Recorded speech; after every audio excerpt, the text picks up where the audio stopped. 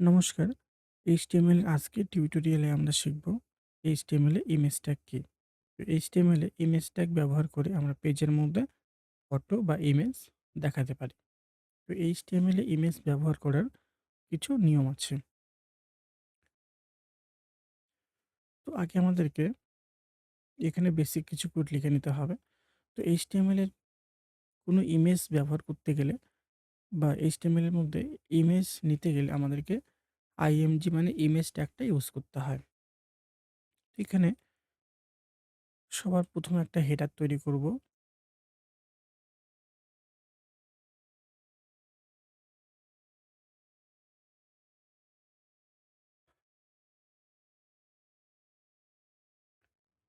তো এখানে আমি একটা হেডার তৈরি করে নিলাম। এখন এর নিচে আমি একটা ইমেজ ব্যবহার করব। তো ইমেজ নিতে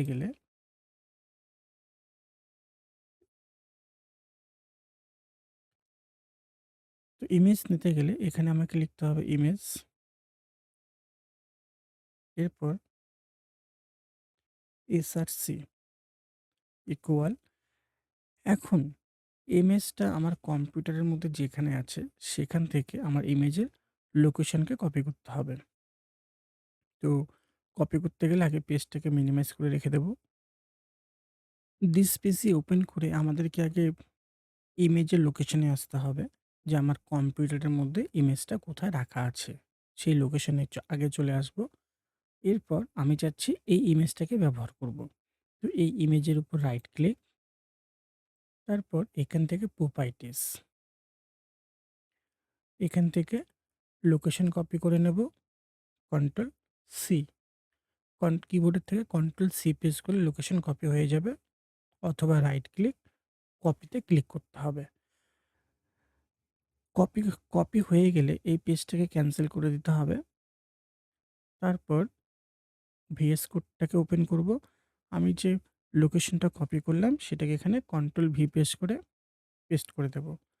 ব্যাকস্ল্যাশ পিকচারের নামটা লিখতে হবে। তো এখান থেকে আবার দেখে নেব পিকচারের নাম কি আছে। তো এখানে পিকচারের নেম লেখা আছে, সেটা আমাকে দেখতে হবে।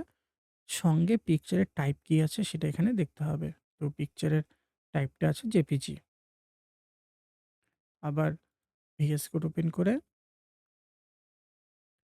এখানে পিকচারের নাম লিখলাম, ডট পিকচারের যে টাইপ ছিল সেটা লিখলাম জেপিজি। এরপর ট্যাগটাকে ক্লোজ করে দিতে হবে। এরপর সেভ করতে হবে। এখন যদি আমি ব্রাউজারকে ওপেন করি, করে রিফ্রেশ করি, তো দেখব এখানে ইমেজটা চলে এসেছে।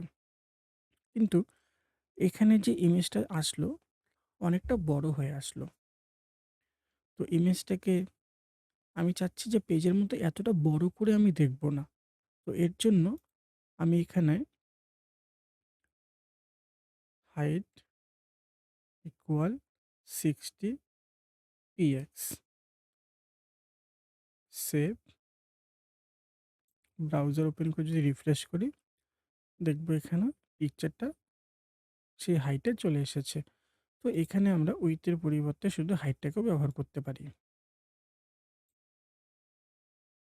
তো এখানে যদি আমি হাইটটাকে বাড়িয়ে দেই, 80 করে দেই, তাহলে দেখব যে পিকচারটা একটু বড় হয়ে গেল। তো এইভাবে আমরা পিকচারের হাইটটাকে সেট করতে পারি। এছাড়াও এখানে আমি আরেকটা ট্যাগ ইউজ করতে পারি, সেটা হচ্ছে ALT ইকুয়াল। তারপর এখানে পিকচারের নামটা লিখে দিলাম।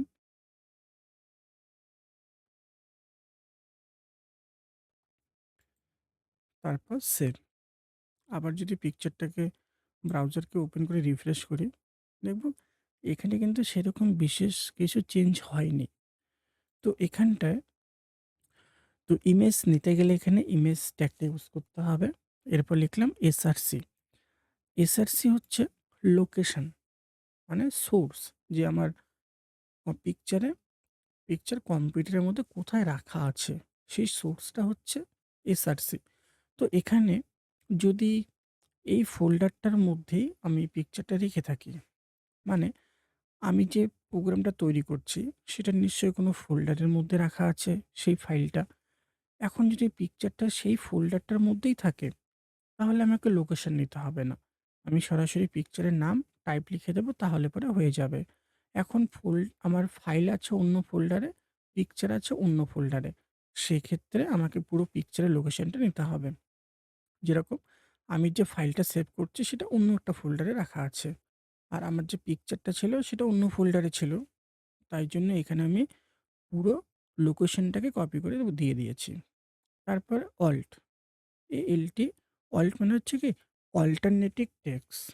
যে অল্টারনেটিভ টেক্সট এর মানেটা হলো, যদি কোনো কারণে ব্রাউজারের মধ্যে পিকচারটা লোড না হয়, তাহলে একটা টেক্সট দেখাবে। মানে পিকচারটার আ যে নাম, সেই নামটা দেখাবে বা কি ধরনের পিকচার সেটা দেখাবে। যেরকম এখানে পিকচারটা আছে, এর জন্য নেমটা দেখাচ্ছে না। কিন্তু আমি যদি এখানে পিকচারের নেমটাকে একটু মুছে দেই, ভুল করে দিলাম। এখন যেহেতু পিকচারের নামটা ভুল করলাম, আমি যদি রিফ্রেশ করি এখানে, দেখব পিকচারটা কিন্তু এখন আর লোড হচ্ছে না এখানে। কেন লোড হচ্ছে না? কারণ পিকচারের নেমটা আমি এখানে ভুল লিখেছি। তো তাই জন্য অল্টারনেটিভ টেক্সটটা এখানে দেখিয়ে দিয়েছে। যে অল্টের কাজ হচ্ছে অল্টারনেটিভ একটা টেক্সট দেখাবে। আবার পিকচারের নামটা লিখে দিলাম। এখন যদি আমি ব্রাউজারকে রিফ্রেশ করি, দেখব আবার পিকচারটা চলে আসলো। এরপর আছে হাইট। হাইট মানে পিকচারের উচ্চতা কতটা হবে, সেটা আমরা সেট করতে পারি। আমি চাইলে শুধু 80 ও লিখতে পারি এখানে। আবার 80 এর পর পিএক্সটাও দিতে পারি। দুভাবেই লেখা যায়। তো এইভাবে আমরা একটা পিকচার নিতে পারি পেজের মধ্যে। তো এটা হচ্ছে পিকচারের বেসিক সেন্টেন্স, মানে বেসিক এইভাবে নিতে হয়।